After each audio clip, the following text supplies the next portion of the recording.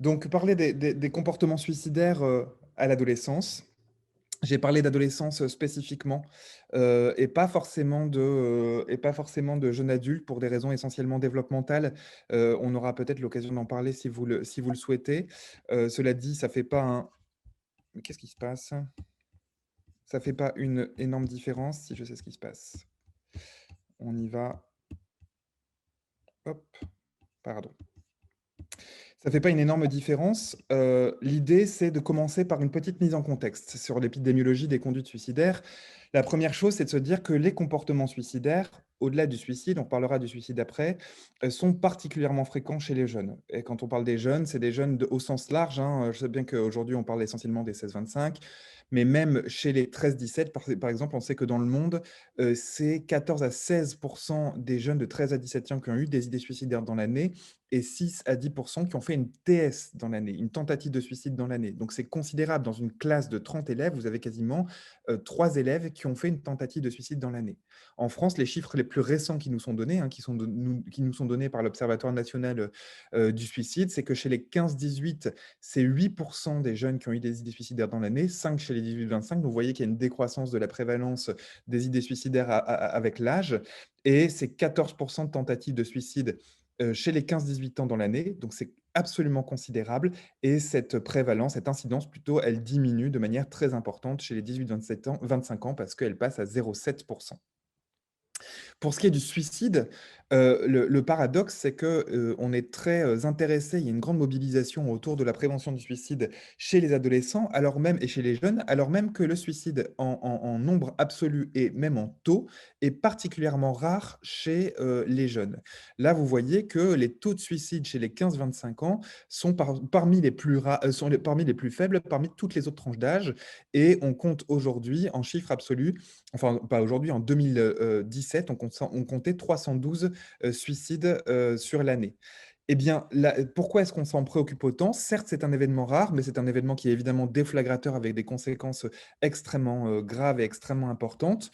Et on s'en préoccupe autant aussi parce que quand on regarde la totalité des causes de décès chez les personnes, eh bien, les 15-25 ans et plus encore chez les 25-35 ans, et représente une des plus grandes parts de mortalité, de causes de mortalité. Et on sait que chez les 15-25 ans, le suicide est la deuxième cause de mortalité après les accidents de la voie publique. Donc, c'est quasiment 15% des décès qui sont expliqués par le suicide. C'est absolument considérable.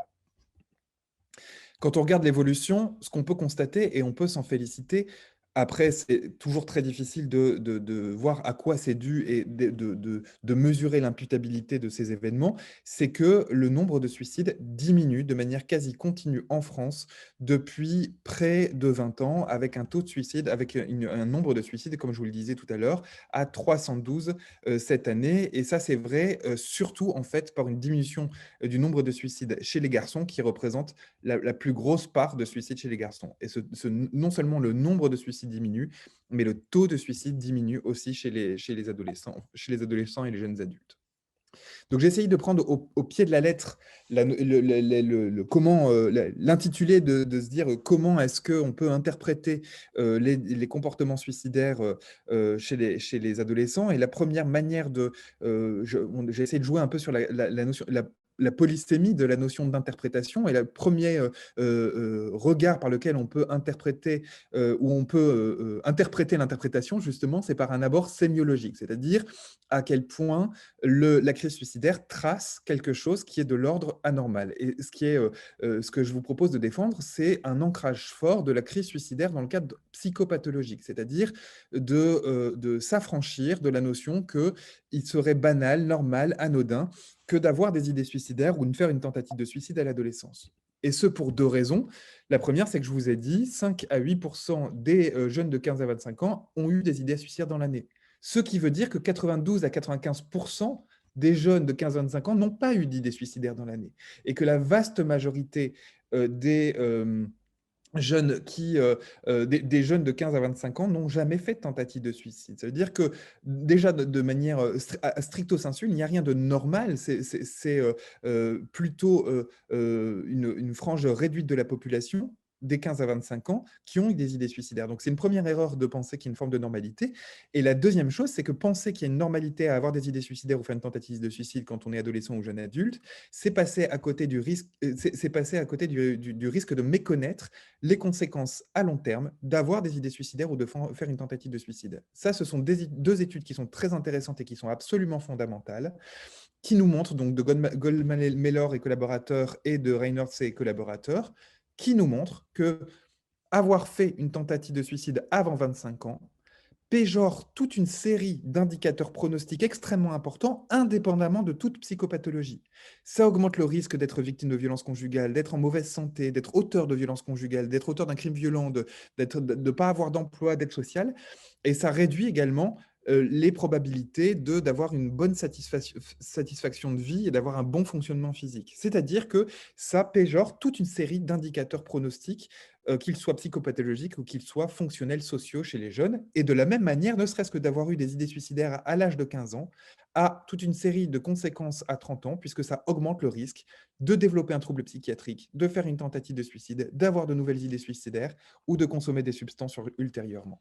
Donc, il y a vraiment, la première chose, c'est comment est-ce qu'on peut interpréter des comportements suicidaires à l'adolescence? Eh bien, on les interprète déjà comme quelque chose qui est du ressort de la psychopathologie et qui, du coup, nécessite une mobilisation particulière et une prise en charge particulière. Le deuxième abord, c'est plutôt un abord symbolique, c'est-à-dire de quoi la tentative de suicide ou de quoi l'idée suicidaire est le nom? Est-ce qu'il y a un sens, est-ce qu'il y a une interprétation à mettre sur un comportement suicidaire ou une tentative de suicide? La première chose, c'est de se dire que les comportements suicidaires ne sont jamais une réussite. Ça peut paraître anecdotique de le dire comme ça peut paraître une évidence ou un truisme, mais on retrouve cette notion qui est largement répandue derrière des termes et des expressions un peu galvaudées et très fréquentes que, par exemple, une tentative de suicide ratée, un suicide réussi ou même se donner la mort, comme si la mort était un cadeau. Or, l'emploi de ce genre de vocabulaire ou le relais de ce genre d'iconographie où on présente le suicide comme quelque chose qui est de l'ordre de la récompense, a des conséquences très concrètes. Et là, vous avez un exemple que l'on pourrait nuancer ensuite, mais un exemple qui est assez frappant. La sortie de la série 13 Reasons Why, ou 13 raisons 2, où effectivement, il y avait des aspects assez valorisants du suicide d'une jeune pendant la série. Eh bien, cette série a donné lieu à un surcroît de suicides chez les jeunes de 13 ans aux États-Unis, qui était plus élevé que ce qu'on aurait pu attendre par rapport aux évolutions des années précédentes. Donc, il y avait vraiment eu un effet avec là une imputabilité claire de la sortie de cette série sur les suicides des jeunes qui étaient quasiment à plus 13%. La deuxième chose, c'est que les comportements suicidaires des jeunes ne sont pas un crime. Là encore, ça peut paraître anecdotique, et pourtant, notre vocabulaire continue d'être pénétré d'idées de criminalisation des comportements suicidaires avec la notion de récidive suicidaire ou avec même la notion, alors qui est un peu plus rare en français, mais qui existe en langue anglo-saxonne, comme commettre un suicide. Alors on peut dire aussi récidive suicidaire, ok, on récidive aussi une maladie. Oui, mais ce n'est pas aussi anecdotique d'utiliser récidive suicidaire que de récidiver une maladie, puisque le suicide a un long passé avec un long passé problématique avec la loi et avec la pénalisation du suicide. On peut rappeler quand même que dans 25 pays dans le monde, les tentatives de suicide sont passibles de prison et que dans 13 de ces pays ont des taux supérieurs à la moyenne mondiale. C'est-à-dire que la pénalisation n'est pas du tout une garantie d'efficacité de prévention de la tentative de suicide ou du suicide. Et il se trouve que, initialement, comment était appréhendé, notamment au moment du Moyen Âge et même au-delà, hein, Renaissance, etc., comment est-ce qu'était appréhendée et prévenue la tentative de suicide et le suicide? Eh bien, sous l'angle de l'idéologie religieuse qui consacrait la vie, qui lui donnait un caractère sacré absolu et qui, du coup, la conséquence, entraînait une forme de condamnation morale et pénale jointe du suicide. Le suicide n'a été dépénalisé qu'en 1810, mais il existe une forme d'interdit implicite qui a perduré pendant très longtemps, c'est-à-dire d'interdit qui était davantage moral plutôt que pénal. Et aujourd'hui, si on n'a plus cet interdit aussi explicite au niveau moral, il y a une forme d'interdit intériorisé du suicide avec une forme de représentation implicite du fait qu'il y a, le suicide serait quelque chose qui serait, suffisamment tabou pour ne pas pouvoir en parler et pour que ça donne honte. Et probablement, les notions de récidive suicidaire ou de commettre un suicide sont des formes de stigmates de cette évolution historique. Et pourquoi c'est important? Parce que là, c'est, une étude qui montre que la grande majorité des jeunes qui ont des idées suicidaires présentent des sentiments de culpabilité et de honte et que plus la culpabilité est élevée, plus la honte est élevée également, avec une interaction entre la honte et la culpabilité qui s'entraînent l'un et l'autre. Et ça, c'est un combat qu'il faut mener à chaque instant, c'est que l'idée suicidaire, ce qui empêche l'accès aux soins, c'est essentiellement la culpabilité et la honte. C'est d'autant plus vrai que plus on va mal, plus les jeunes vont mal, plus ils ont des difficultés à rechercher de l'aide. C'est ce qu'on appelle le phénomène de négation d'aide, qui a été très bien décrit dans la littérature. Alors, de la même manière, leurs idées et comportements suicidaires se regardent en face. Ça veut dire quoi que leurs idées suicidaires et leurs comportements suicidaires se regardent en face? Ça veut dire qu'il faut probablement arrêter d'utiliser des cache-sexes, c'est-à-dire des choses qui euphémisent ou paraphrasent le suicide. Pensons par exemple au terme d'idée noire. Pensons par exemple au terme plus médical, parce que les médecins aussi ont parfois du mal à regarder en face les comportements suicidaires, à la notion de tentative d'autolyse, sur un modèle calqué sur quelque chose qui serait biologique ou cellulaire. Pourquoi c'est un problème de parler d'idées noires? Alors, c'est probablement pas un problème pour la population qui, quand même, se figure quelque chose comme dans la notion d'idées noires, mais c'est problématique pour les professionnels qui entourent et pour la prévention. Pourquoi? Parce que la notion d'idées noires recouvre en réalité toute une série de réalités subjectives qui sont très différentes les unes des autres. Certains vont parler d'idées noires en parlant d'autodépréciation. Certains vont dire j'ai des idées noires parce que j'ai une forme de pessimisme avec des ruminations. D'autres vont parler d'idées suicidaires passives, c'est-à-dire j'envisage de mourir, si je pouvais être malade et décéder par ma maladie, ce serait pas plus mal, mais j'envisage pas de décéder par suicide. D'autres parlent d'idées noires en disant oui, j'ai envie de mourir par suicide. Et d'autres, enfin, et ça c'est une caractéristique développementale importante, c'est que quand on arrive à l'adolescence, on arrive à des capacités d'abstraction suffisantes pour commencer à réfléchir à sa propre mort, non pas de manière désirée ou souhaitée, même parfois pas forcément crainte, mais qui fait réfléchir parce qu'on se rend compte du caractère universel et surtout de la mort et surtout du fait que la mort va nous concerner. Et ça, parfois, c'est aussi appelé idée noire. Donc, on a vraiment besoin pour structurer une prise en charge adaptée, pour faire de la prévention, de pouvoir discriminer ces différentes caractéristiques et du coup, c'est très difficile d'utiliser le terme d'idée noire. Enfin, et ça, c'est peut-être un peu plus à discuter, c'est que dans l'idée que les comportements suicidaires se regardent en face, il y a toute une série de vocabulaire qui a beaucoup été utilisé pendant un moment, la notion de parasuicide, la notion d'équivalent suicidaire ou la notion de suicide semi-intentionnel, qui aussi peut être problématique. Pourquoi? Dans les définitions classiques de la tentative de suicide, on dit une tentative de suicide, c'est un comportement autodirigé, potentiellement préjudiciable, dont l'issue n'est pas fatale, mais avec des preuves d'intention de mourir. Contrairement à la blessure auto-infligée, c'est la même chose, mais sans intention de mourir. Ça veut dire qu'il y a trois composantes structurelles à la définition de la tentative de suicide ou de la blessure auto-infligée. Le fait que ça nous concerne nous, c'est-à-dire que ce soit autodirigé, le fait qu'il y ait une notion de danger et le fait qu'il y ait une intention de mourir. Alors que quand on va voir les définitions de l'équivalent suicidaire ou du parasuicide, soit un comportement qui met en jeu la vie de l'individu et dont le désir de mort n'est pas exprimé, soit un acte estimé extrême par lequel on risque la mort de manière consciente ou confuse, mais sans intention directe, on sort de la définition les notions de autodirigé et la notion de danger. Et la notion d'intentionnalité. Il ne reste plus que la notion de danger. Pourquoi est-ce que ça peut être problématique? Ça peut être problématique pour trois raisons. D'abord, pour une impasse nosographique. C'est d'ailleurs pour ça qu'il y a une grande enquête qui a été faite par l'Organisation mondiale de la santé qui a abandonné en cours de route l'utilisation de la notion de parasuicide parce qu'ils se rendaient compte qu'en fait, la notion de parasuicide recouvrait une quantité beaucoup trop importante de catégories nosographiques, avec une forme d'hétérogénéité nosographique. Donc, ce n'était pas opérant. La deuxième chose, c'est que ça peut faire des erreurs cliniques avec d'assimilation d'entités distinctes. À partir du moment où on assimile de manière très directe une tentative de suicide d'un comportement de binge drinking, par exemple, ou des prises de risques, sexuelles, probablement qu'on va venir assimiler des enjeux cliniques qui sont parfois très distincts.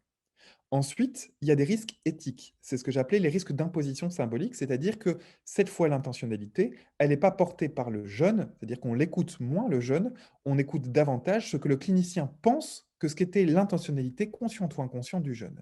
Et à partir de là, il y a des risques de forçage, c'est-à-dire de risque de se dire, moi je pense que ce que tu voulais, c'est te suicider, malgré le fait que les jeunes ne pensaient pas forcément ça. Et enfin, une forme, pardon, excusez-moi pour le faute d'orthographe, une forme de faiblesse pragmatique parce que finalement, il y a peu d'enjeux ou d'implications thérapeutiques à parler d'équivalent suicidaire ou de parasuicide dans la structuration d'une réponse de prévention appropriée.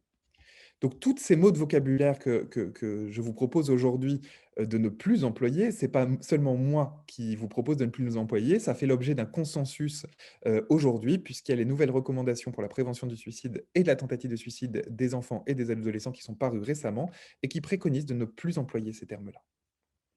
Enfin, la menace suicidaire, leurs comportements suicidaires n'ont rien de moral. Ça, c'est très important parce qu'il y a un risque de glissement qui se fait très vite. Quand on parle de menace suicidaire, quand on parle de chantage au suicide ou quand on parle d'appel à l'aide, qu'est-ce qu'il y a dans cette idée-là? Il y a cette idée que certaines menaces suicidaires, en tout cas certains propos suicidaires, seraient légitimes, entendables et mobilisables et d'autres ne le seraient pas. Autrement dit, on se dirait que, et c'est des choses qu'on retrouve fréquemment dans la clinique, certains jeunes sont frustrés, dans ce contexte de frustration évoquent un chantage au suicide et des menaces suicidaires, et qu'on se dirait que du coup, il n'y a pas de risque et que c'est une menace suicidaire qui n'est pas légitime, voire qui est parfois répréhensible et dans tous les cas pour lequel on ne se mobilise pas. C'est-à-dire on dit, oh ben c'est bon, ça va, c'est juste parce qu'il était frustré et il n'y a pas d'inquiétude. De la même manière, on peut se dire parfois, certains jeunes ont besoin d'attention, du coup ils lancent un SOS, un appel à l'aide, et quand il y a un SOS, un appel à l'aide, bah pareil, parfois, c'est pas considéré comme recevable ou légitime, voire c'est démobilisateur. Et finalement, le seul propos suicidaire qui serait légitime, ce serait quand vraiment il y a une aspiration à la mort, avec des propos suicidaires clairs, voire une tentative de suicide. Or, qu'est-ce qu'on peut voir? En réalité, c'est que tout, tout propos suicidaire est associé à un degré de souffrance. La question de savoir d'où vient cette souffrance est une autre question. C'est-à-dire, est-ce qu'elle vient d'un événement de vie? Est-ce qu'elle vient d'une frustration? Est-ce qu'elle vient d'une expérience douloureuse? Peu importe, l'essentiel, c'est que ça génère une souffrance suffisamment intense pour vouloir soulager cette souffrance. Et il y a deux manières de soulager cette souffrance quand on est un adolescent. Soit on aspire à la mort comme une forme de répit pour faire cesser la souffrance, soit on sollicite le caregiver, l'accompagnant et pour dire aidez-moi. Et il y a toujours cette ambivalence, cette ambiguïté entre les deux. Et c'est cette ambivalence que l'on peut retrouver dans les propos suicidaires ou la tentative de suicide, où finalement le risque est toujours réel. Donc finalement, on pourrait se dire que tout propos suicidaire, toute idée suicidaire est légitime et entendable et doit faire se mobiliser. Enfin, et aller rapidement, qu'est-ce qu'il faut voir de manière clinique sur comment est-ce qu'on interprète de manière clinique les propos les idées suicidaires ou les propos suicidaires?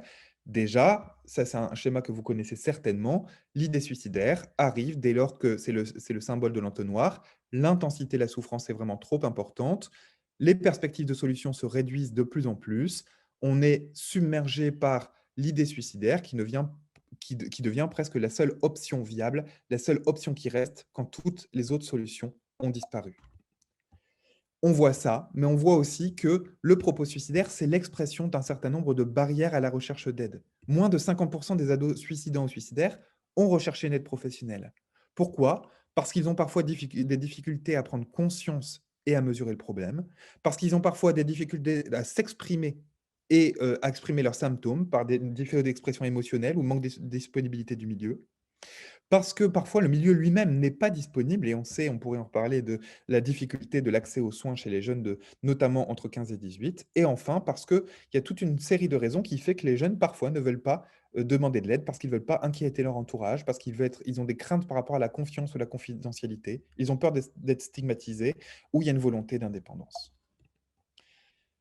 Donc ces signaux des comportements suicidaires qui peuvent être des propos suicidaires explicites, allusifs ou même élusifs, c'est même pas la peine de m'en parler, je te dirai pas ce que j'ai. Les comportements qui peuvent faire évoquer une crise suicidaire, comportements émotionnels, les mises en danger, le retrait, les signaux physiologiques qui peuvent faire évoquer une crise suicidaire, les troubles du sommeil, les troubles de l'appétit, les symptômes divers. Comment est-ce qu'on les interprète? On les interprète pas uniquement comme le fruit d'une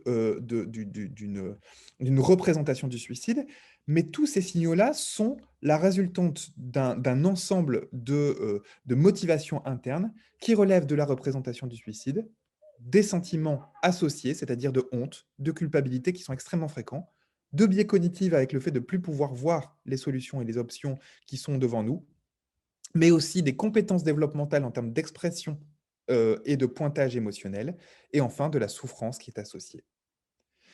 Et là, le fruit de tout ça, de cette conjonction, c'est que c'est une ambivalence qui est quasi constante entre un mouvement d'approche aidez-moi et un mouvement d'évitement laissez-moi mourir. Et il faut pouvoir composer avec ce double mouvement par une triple approche que je cite là pour terminer, sur la dernière diapositive. Triple approche qui est préconisée du coup par les recommandations de la Haute Autorité de Santé. Une approche qui se doit d'être globale, c'est-à-dire une approche qui combine les types d'actions qu'on peut mettre en place en termes de suivi, en termes de réponse téléphonique, en termes d'accompagnement par les réseaux sociaux, comme Margot va vous en parler. Une approche qui aussi multiplie les secteurs d'activité. Donc, il faut absolument qu'on mette ensemble nos forces, que ce soit du secteur sanitaire, médico-social, social, associatif, mais aussi de la société civile, et qui combine les niveaux d'action, c'est-à-dire à la fois pour les personnes concernées, le grand public et les actions universelles, mais aussi les actions qui sont pour les populations qui sont reconnues à plus haut risque. Une approche qui se doit aussi d'être développementale. C'est pour ça que je vous parlais d'adolescence et pas forcément de jeunes adultes. Il me semble indispensable, lorsque l'on parle notamment à des 15-25 ans, de pouvoir prendre en considération les caractéristiques développementales de ces jeunes en termes de capacité de réflexion, de raisonnement, de compétences de sécurité affective, de capacité de pointage émotionnel, de verbalisation émotionnelle, d'élaboration émotionnelle. Une approche qui se doit d'être écosystémique et j'imagine, puisque c'est des échanges qu'on a régulièrement, que Marc Filâtre vous en parlera, l'absolue nécessité de ne pas se centrer uniquement sur le jeune, mais de pouvoir prendre en compte l'ensemble de ces environnements à chacune des étapes de leur prise en charge, que ce soit l'environnement familial, évidemment, au sens restreint, mais aussi au sens large, l'environnement scolaire, l'environnement professionnel quand ce sont de jeunes adultes, et enfin, et ça, je pense que c'est absolument, absolument indispensable de le garder comme une ligne de cap, l'approche proactive, c'est-à-dire de cesser d'attendre que le jeune nous montre des manifestations de mobilisation, de motivation, d'engagement, et quelque part, il s'engage à s'engager, mais plutôt au contraire, de pouvoir prendre en compte cet engagement et ses difficultés de s'engager et de pouvoir aller au-devant du jeune.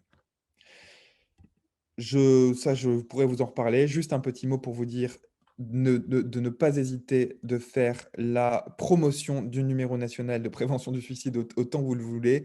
Service gratuit, confidentiel, 24 heures sur 24, 7 jours sur 7, quel que soit l'endroit du territoire. Là, par exemple, vous avez enfin, vous avez une publicité, enfin ouais, une publicité davantage en créole.